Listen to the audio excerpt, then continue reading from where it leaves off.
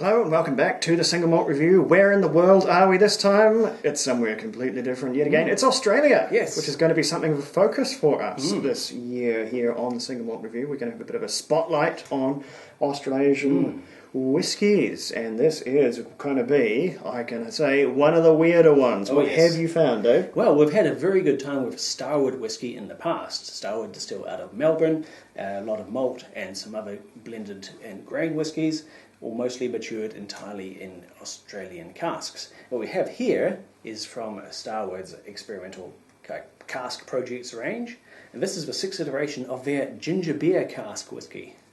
So what we have only here, in Australia, folks. Yeah. This is a roughly 4-year-old whiskey, distilled 2017 and bottled in 2021.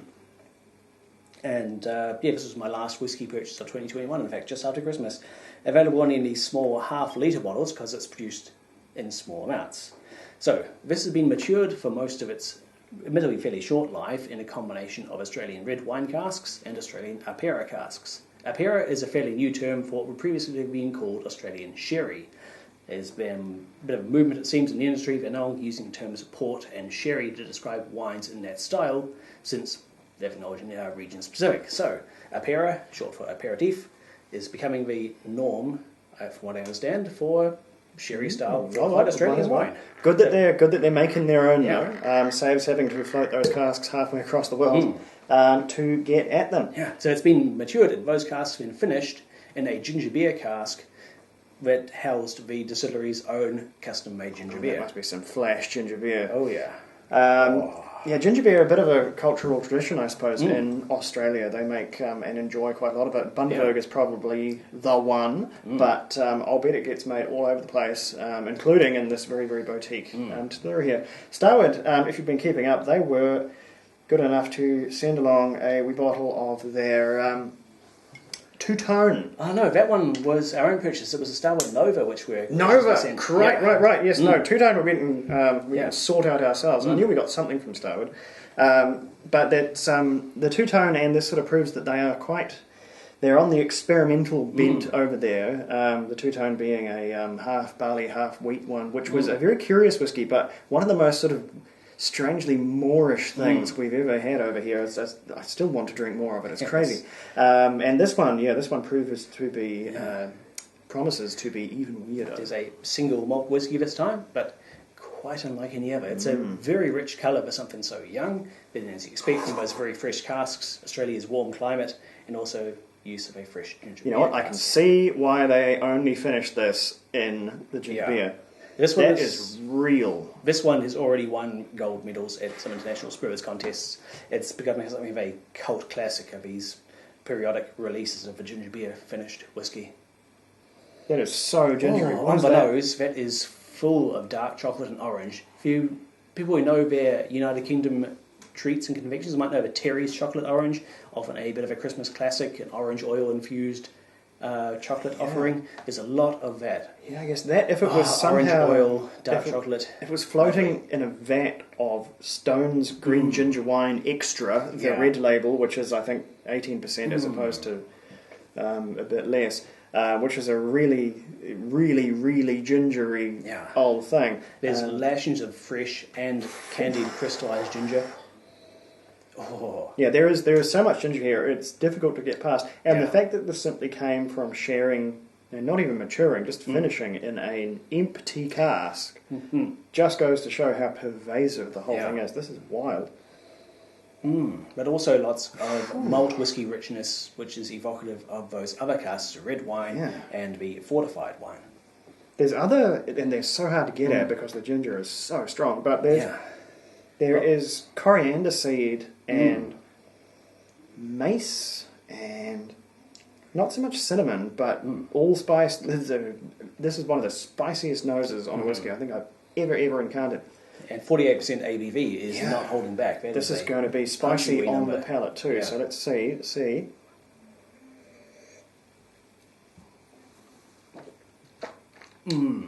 Big spicy heat, rich sherry-esque fortified wine character, some tannins from the red wine cask, and then just oodles of spice and chocolate and ginger, nutmeg. It's really very, I think the malt underneath is very juicy. Yeah. It's very juicy and very fruity, but it's very hard to tell because the ginger just runs just the length and breadth of this one.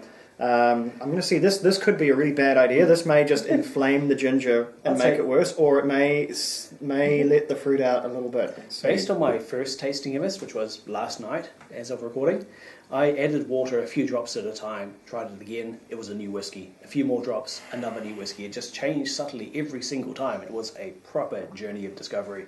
Okay, no, I think that was a good idea. The ginger is now less raucous than it was before, and weirdly enough, I'm getting more of the wood rather than more of the fruit out of that.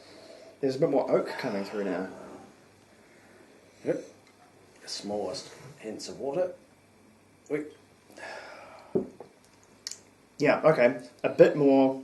I mean, it was approachable before. It was just a bit of a madman whiskey. Now there's a bit more balance going on, and I'm starting to get that Starward character coming out through as well. More of the red wine barrels, more of a malt. It is still large and in charge on the nose. That ginger, that made no shifting it there. But yeah, the palate that has opened up a wee bit, and that really, really juicy red berry sort of Australian Syrah evocative kind of stuff. Yeah, there are red currants and sultanas starting to happen. But Starward are quite... Yeah, they let the cask really speak for themselves. They sometimes will fill the cask with whiskey when they're still wet with wine that was in them before. They just get those barrels and put the whiskey straight in. So loads of cask I'll go really overboard on the water and see what happens. I'm not seeing any cloud here. That's staying very, very light and easy there. Being in at 48%, there's a lot of room to add water to it without losing that strength. But it is a young whiskey, so it's still quite punchy and spirit-driven, but because of that warm climate, it's done the same sort of thing that most Australian whiskey and Indian whiskey does, where it matures extremely fast without losing the spirit-driven vigour. I've got maybe a slightly heretical serving suggestion for this one. Whiskies like this that have one very, very powerful spice element, and it's kind of gone out of fashion now. Some bottles of whiskies turn up with this as a recommendation, but I would actually try bunging this one in the freezer. Okay. Where it will 100% not freeze because it's way too strong. You could make compasses out of this thing, and that'd be totally okay. This is never going to freeze in a domestic freezer. I would keep it in there. I would keep the glass in the freezer, and then I would put an ice cube into that, where it will only melt at an absolute snail's pace. So slowly impart water onto that. But I think this whiskey, in a super chilled state, which is not an experiment we'll be able to run today because we would need to prepare a wee shot of this, but that I think could be an absolutely superlative experience. Well, something Starward are big on is enjoying whiskey your way. Their suggestions for this one just on the website are drink it straight, or pair it with some dark chocolate, or pour it over ice creams. They figure there's no pure, true one way to enjoy your whiskey. If you like it, I don't know if I can go with them on the ice cream, but serving this one below zero, I think might be a really, really fun experience. To the maybe 4 other people who could conceivably be watching this that might even have access to a bottle. I'll bet this one doesn't get out beyond Australasia very much, but hey. We may update with just what happened with that exercise. But yeah, this one, it's one of these ones that's going to be an absolute proper nightmare to score because it's one of these totally experiential whiskies which is so hard to compare with anything else. It's probably closest to other Starward whiskies just because it is a Starward whiskey and it sort of shares some of that cask influence. But the ginger thing... I don't even know. I feel bad even scoring it because it's not a liqueur, but it kind of falls into that. It's almost a flavoured whiskey, right? It's its own. It's like when you tasted that Fireball bourbon. Only this one's nice. This one's actually good and naturally flavoured. So I'm actually going to hold my score on this one because I think it would be a meaningless score. Because we just don't have a ginger whiskey category. But by all means, if you're confident on it, I just wouldn't be confident on my score. After all, we're seeing a gradual opening up of the range of casks that can be legally used for Scotch whiskey maturation. I've never tried a Calvados matured whiskey, but it's now an option. Ginger beer is still outside of the regs, so That's one of the beauties of Australian whiskey, is you get this commitment to quality. It has to be a good product, but at the same time they have leeway to experiment and do things which are a little wild, a little off the beaten track, like using a ginger beer barrel. And here it absolutely works. You get something which is a really good single malt whiskey in its own right, but also it's a bit like, say, because of that massive orange character, it's almost like a pre-made old-fashioned cocktail. This would make a pretty weird, but a pretty killer nonetheless, old-fashioned. Yeah, if you want to maximise your oranges. You double down on the It orange. is outrageously spicy and flavour-driven. It's but still very approachable, accessible. You can do all sorts with it. You can enjoy it as it is, or I'm going just to say anyone already reaching for the cocktail kit, hold the Angostura bitters. I think you want one dash, and that's all for such a spicy whiskey. Any more, and I think you'd start to really, really over-egg it on this one. That's my cocktail tip for today. Sorry, you were going to hazard a score though. Yeah, this one it's such a unique beastie that it's easy to hesitate to score it, but I'm happy to give this one. It gets a 93 from me. Okay, well, you're braver than I am. It's up above the, I believe, on par with, or even higher than our previous Starward scores, because it does so many things which are new and bold, but work so well. It is tough to get hold of. It's produced in very small amounts. It costs a lot. Like, for the price of one bottle of this palate, you could get maybe 2 of the full 700ml bottles of Starward twofold. For sure. It's a special purchase. You have to go out of your way for it. It's something for someone who wants to, you have to be really committed to just wanting to try the ginger beer whiskey. But I think once you have tried it, you won't regret the purchase, because it is wild.